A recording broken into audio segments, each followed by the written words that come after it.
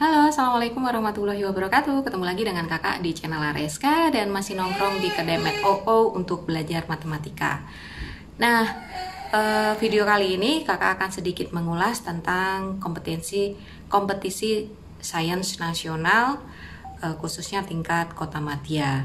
Masih sama dengan tahun-tahun sebelumnya, ada 9 bidang studi yang akan diujikan: matematika, fisika, kimia, biologi, geografi, ekonomi, kebumian, astronomi, dan komputer. Nah, untuk tahun 2021 pendaftarannya mulai hari ini tanggal 22 April sampai dengan tanggal 28 April. Yang mendaftarkan itu adalah pihak sekolah ya, sehingga kalian yang sudah lolos seleksi tingkat sekolah, silakan menghubungi Bapak Ibu guru pembimbing kamu untuk mengingatkan apakah sudah didaftarkan atau belum gitu, karena modelnya memang sedikit berbeda dengan tahun-tahun sebelumnya. Jadi untuk tahun ini juga pelaksanaan KSNK-nya itu seperti UNBK, menggunakan komputer ya, yaitu berbasis komputer. Nah, khusus video ini karena kakak sudah selesai membahas soal-soal KSNK tahun 2020 yang linknya sudah ada di atas, maka kakak akan melanjutkan untuk membahas tingkat provinsinya. Biasanya nih kalau tahun 2019 itu ada di level provinsi, tahun 2020-nya itu nanti turun nih tingkat kesulitannya ke tingkat kota dan seterusnya. Nah, sehingga buat kamu yang saat ini sedang mempersiapkan tingkat kota, boleh dong belajar pembahasan dari KSNP-nya gitu.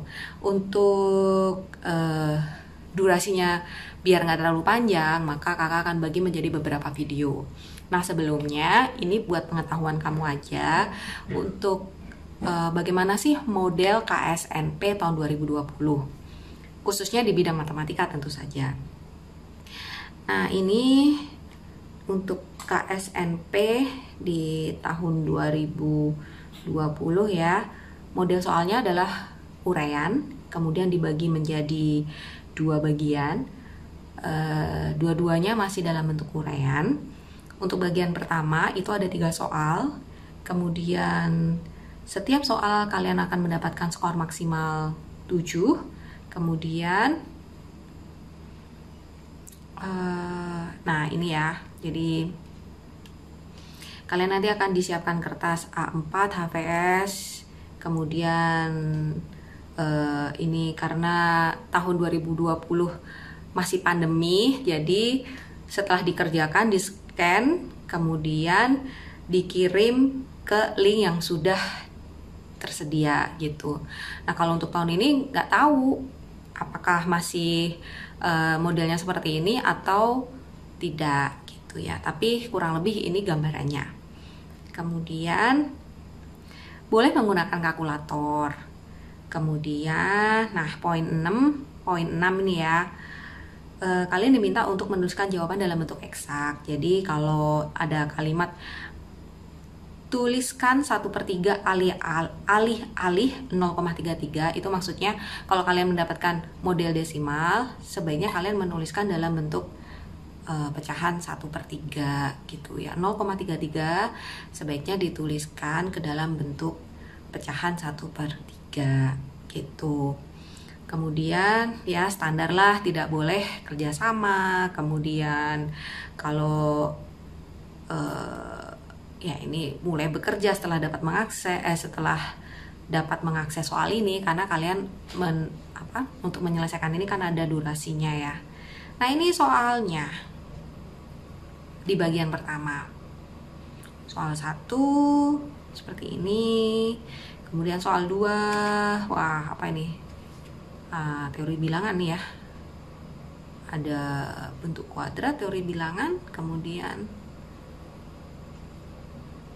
ini soal nomor 3. Tentukan semua bilangan irasional X sehingga lumayan ya soalnya ya. Nah, kita akan bahas satu persatu ya. Jadi untuk video kali ini kita akan bahas soal nomor 1 saja. Untuk video kedua nanti Areska akan langsung membahas soal nomor 2 dan nomor 3. Oke, langsung saja kalian simak untuk pembahasan soal nomor 1. Jangan kemana-mana dan sebaiknya kalian menyimak video ini dari awal hingga akhir. Terima kasih, selamat belajar.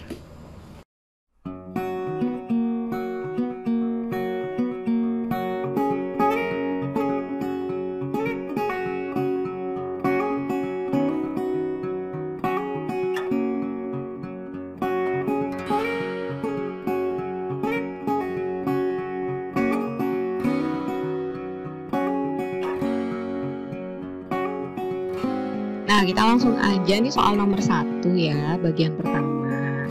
Di sini diberikan 5 persegi kecil dan sebuah persegi panjang A, B, C, D. Nah, ini juga persegi nih, kecil-kecil. Ada berapa ini? 1, 2, 3, 4, 5. Seperti pada gambar seperti ini, gitu. Kemudian titik P, Q, R, S terletak pada sisi persegi panjang ABCD. P, Q, R, S ya. Oke, jika diketahui bahwa luas persegi kecil adalah satu satuan, oke ini luasnya adalah satu satuan, tentukan luas persegi panjang ABCD. Nah, ini luasnya satu satuan gitu kan? Berarti karena luasnya satu satuan, di sini panjangnya 1, di sini 1 gitu. Kemudian ini semuanya panjangnya 1 ya. Nah, kita diminta untuk menentukan luas ABCD, berarti luas persegi panjang yang besar ini. Nah, luas ABCD sama dengan AB dikali BC, gitu kan, panjang kali lebar. Sehingga kita harus tahu berapa panjang AB dan berapa panjang BC. Nah, bagaimana cara menyelesaikan ini? Ini lebih mudah jika kita menggunakan perbandingan untuk mengetahui panjang AB dan panjang BC. Caranya gimana? Kita cari dulu sisi-sisi setiap segi ini ya. Coba lihat nih. Nah, ini kan 1, 1. Berarti ini juga 1, ini 1 gitu kan ya. Berarti anggap ini apa ya? Ini X. Nah, berarti panjang XS itu 2 gitu ya, kakak boleh langsung tulis 2 saja. Ini panjangnya 2 gitu ya, sehingga QS panjangnya adalah 1 ditambah 4 akar ya, akar 5 dengan menggunakan Pitagoras karena ini siku-siku gitu. Nah, QS sudah ketahuan nih akar 5. Lalu untuk menentukan panjang AQ dan SB kita bisa menggunakan perbandingan segitiga. Nah, perhatikan di sini nih banyak segitiga yang sebanding. Ya. Ini panjang PQ dan panjang QS ini kan sejajar. Ketika sejajar maka besar sudut ini akan sama dengan besar sudut ini. Misalkan ini besar sudutnya alfa, maka di sini alfa gitu. Nah, dari sini lihat segitiga QXS ya, dari segitiga QXS. Nah, kita mencari segitiga yang lainnya yang sebanding dengan dia, gitu. Caranya gimana? Caranya adalah melihat sudutnya saja. Karena ini sudutnya alfa, maka semua sisinya akan sebanding. Nah, kita tinggal membuat perbandingan QES dengan sebanding gitu ya. Sebanding dengan segitiga APQ gitu. Nah, ini. Lalu dari sini untuk mencari panjang AQ maupun AP, ini siku-siku pasti kan ya. Berarti dari segitiga ASQ ini QX dibandingkan dengan QS akan sebanding dengan lihat APQ-nya. Lihat APQ-nya ya. Yang di depan alfa berarti AP sebanding dengan QS itu apa? Sisi miring ya kalau dilihat dari segitiga ini. Maka sisi miring dari segitiga yang kecil adalah PQ gitu. QX sama dengan 1, QS sama dengan akar 5, sama dengan AP. AP-nya kita cari, PQ-nya adalah 1. Sehingga panjang AP sama dengan 1/5. Oke, ini panjang AP ini 1/5 gitu. Nah, sudah dapat nih panjang AP ya. Sekarang kita akan mencari panjang AQ dengan menggunakan perbandingan yang sama gitu. Nah, ini 1 ya. Kemudian 2, kita mencari perbandingan yang lain. Nah, untuk mendapatkan AQ ya, kita coba bandingkan dengan AP. Oh, susah PQ aja ya. Yang bulat gitu. AQ kita bandingkan dengan PQ gitu. AQ kita bandingkan dengan PQ. Nah, berarti kalau dengan segitiga yang QXS gitu ya, itu akan sebanding dengan coba nih, AQ itu kan sampingnya alfa, berarti di sini sampingnya alfa XS, betul, dibanding dengan XQ.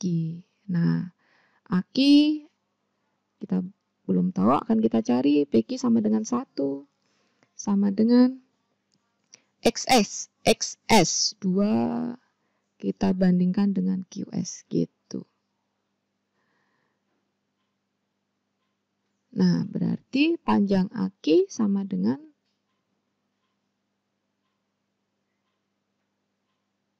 salah ya. Kakak salah. Bukan QX ini. XS dengan QS ya. Nah, PQ sisi miring kan, berarti sisi miringnya QS. Berarti 2/5 gitu. Sehingga AQ sama dengan 2/5. Nah, ini 2/5. Nah, lalu kita harus mencari panjang SB. Panjang SB berapa? Panjang SB berarti kita bisa menentukan sudut alfa dari yang lain. Yang sebanding mana lagi ya? Alfa. Kemudian ini kan 90 ya. Nah, kita coba ini. Ini 90. Gitu. Nah, ini juga 90. Berarti ini beta ya.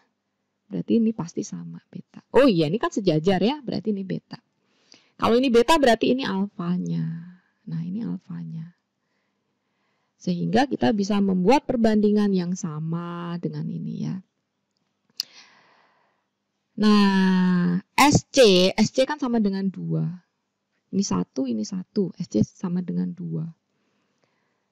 Dari sini kita akan membandingkan segitiga QXS dengan segitiga SBC gitu. Untuk mencari SB, kita bandingkan dengan sisi yang diketahui SC akan senilai dengan SB. SB di depan alfa ya. Senilai dengan QX yang di depan alfa ini. Nah, QX ya. Ini ya. Mudah-mudahan ngerti ya. Ini depan alfa ya. Depan alfa ini SB. Dibanding dengan SC. SC itu 2, berarti di sini QS. Kemudian naikin dikit.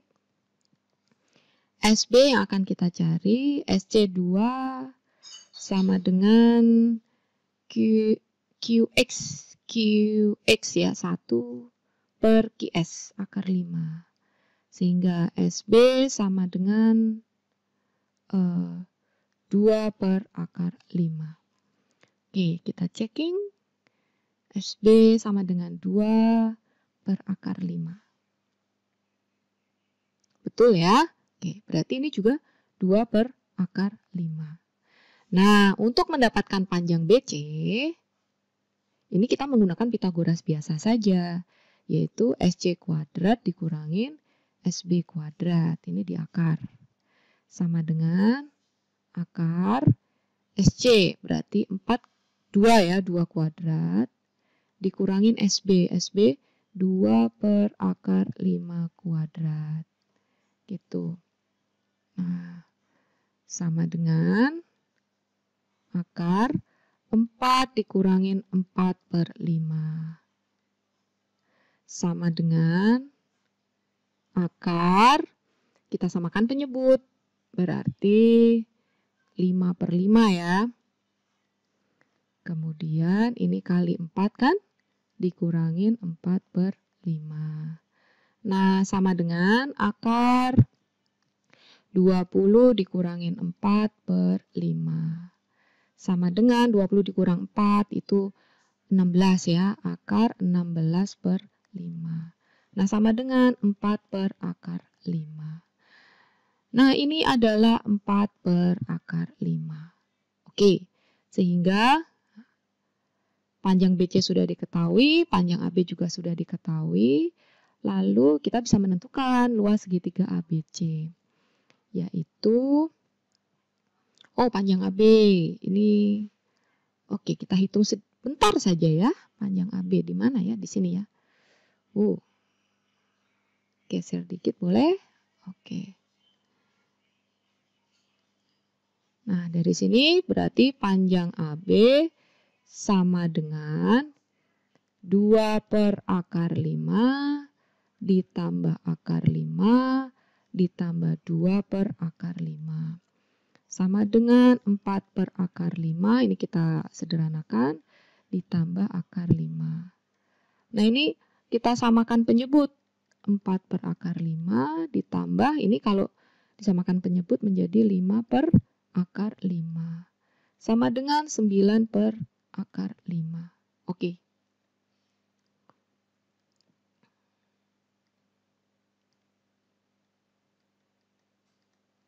Nah, ini panjang AB. Lalu luas segitiga ABC ya tinggal 9 per akar 5 dikali 4 per akar 5. Sama dengan 36 per 5. Nah, inilah luas segitiga ABC.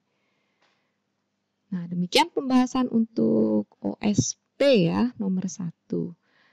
Dan tetap semangat buat kalian yang saat ini sedang menyiapkan KSK ya adik-adik ya.